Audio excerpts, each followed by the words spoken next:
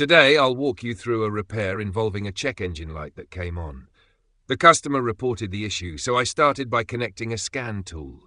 The codes I found were P0300, which indicates a random or multiple cylinder misfire, and P0301, specifically pointing to a misfire in cylinder 1.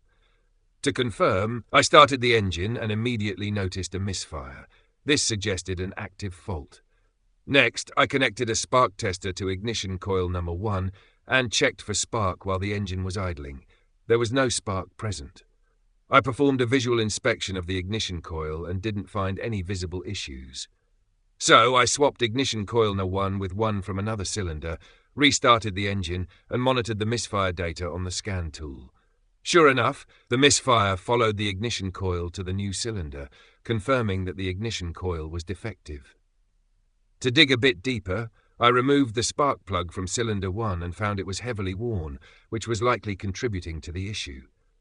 The fix involved replacing ignition coil number 1 and all the spark plugs.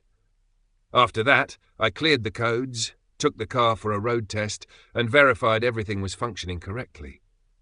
The check engine light stayed off, and the vehicle ran smoothly. That's how I diagnosed and resolved this issue. Let me know if you have questions or want to hear about other repairs.